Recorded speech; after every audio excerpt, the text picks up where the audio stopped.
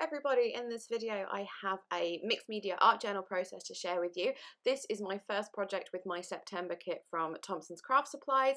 Now usually I usually do art journal projects towards the end of the month when I've used a lot of my kit, but for just some reason I felt like starting with art journaling this month. So I'm just starting off adding a layer of white gesso to my page. I don't always gesso these pages in this book because the paper's actually really thick and really nice quality, but I wanted to make sure what I'm doing, some of the background might show a little bit, and these pages are actually slightly off-white and I wanted what you could see behind to be white, so that's why I did the layer of gesso. Then I'm taking some black gesso and then doing some stripes with that. Why I'm using black gesso instead of black acrylic, I am not entirely sure.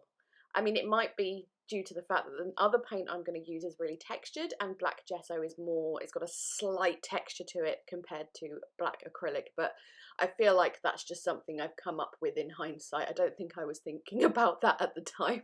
But anyways, once that is dry, the black stripes, I'm going to go in with the Shabby Velour paint from my kit by Fabrica Takoro. This is in the colour Berry Mousse, and yeah, I'm just painting that in the little gaps, and as you can see towards the edges especially, that's where you can see little hints of white, so that's why I did that first gesso layer. Now in some places, such as right there, the black wasn't completely dry, so you're not getting a perfect pink colour throughout, but I kind of like the messy effect of it. Now this paint, I explained when I did my kit share video, it's really textured when it's dry. It's kind of like this powdery, sandy, gritty texture, but it does also dry very quickly, which I love. So once that is down, I wanted to do some stenciling. This is a Vicky Boutin stencil. Again, this was in my kit.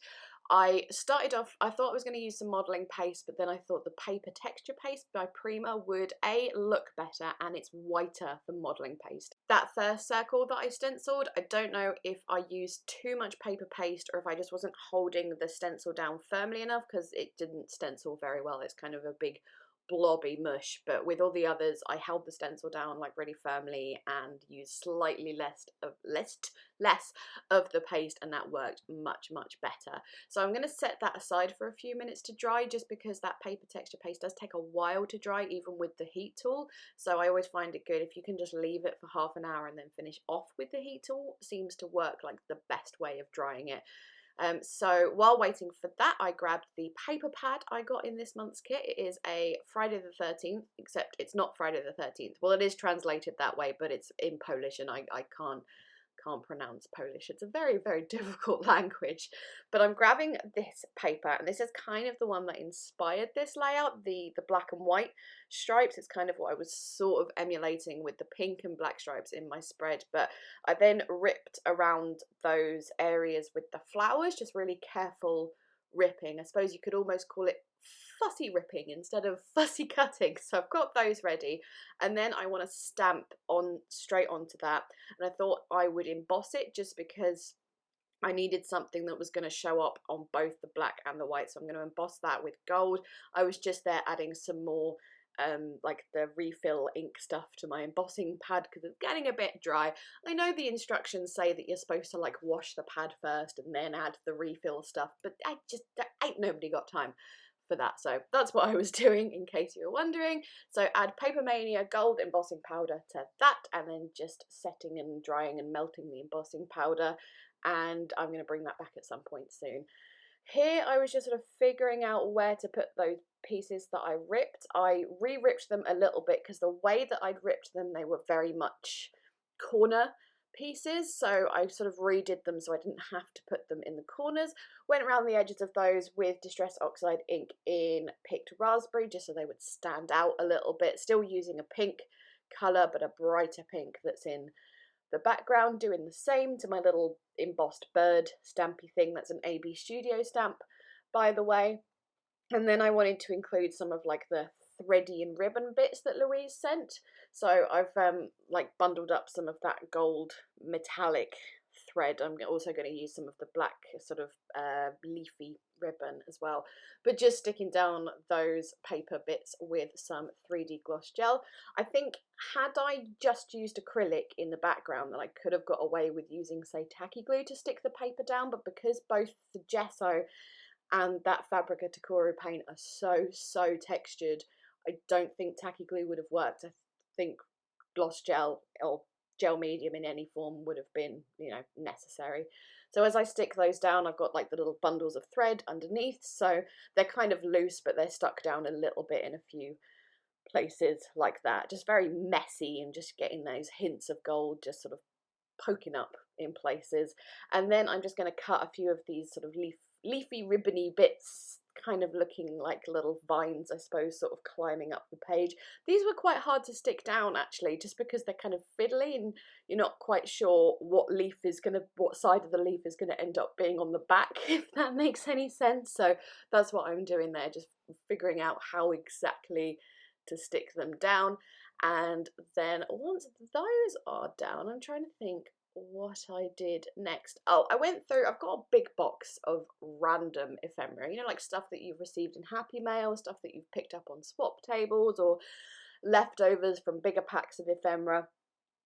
And I'm really bad at using it, quite honestly, and I've got this box and I just need to remember to use it. So I pulled out these sort of acetate or just general plastic doilies from there, and I thought those could look cute on here, just adding a slightly lighter effect, and they also kind of match the circle stenciling I've done in the background. Those pink leaves I added, those were from a previous Thompson's kit. I thought again they would just sort of lift it up a bit, add something extra. And then these fussy cut pieces, again, these are from like my big sort of section of random ephemera. I went through this stage a while back where I used to like see a page that was good for fussy cutting, then just fussy cut a lot of it and put it in a little baggie. And then I completely forget about them. So again, I'm just trying to use up these things. Here I'm using the thickers from the kit to spell out fly away, because on the little bird stamp it says far away from here, so I thought that would match quite nicely. I don't know what collection these stickers are from. I did ask in my kit sort of share or unboxing if anyone knew, but it didn't seem like anybody did. I'm really curious to know where they're from, because I recognise them and it's annoying me that I can't remember. So if you know, please tell me. I'm just finishing off here. I just wanted another element of sorts, so I'm just cutting up little squares or rectangles of washi tape and just doing little lines of those. Again, I'm sticking those down with the gel because washi tape is just not going to stick on there with all that texture for a very long time. And then of course I'm going to finish with my beloved splatters. I'm going to use Distress Oxide Spray in Picked Raspberry, then some Heidi Swap Colour Shine in black. That might not be the correct name for it, but it is black, but shimmery black. And then white splatters with the Distress Spray Stain, which is one of my favourite things to use for splatters. And then with that, I think the art journal page is complete. So there we go. Thank you so very much for watching. Please leave me a thumbs up if you enjoyed. Chat to me down in the comments. I always love interacting and talking with you guys. And yes, of course, all the links and everything will be in the description box as always. I think that's all I need to say. I'm going to go. Thanks again. Bye bye.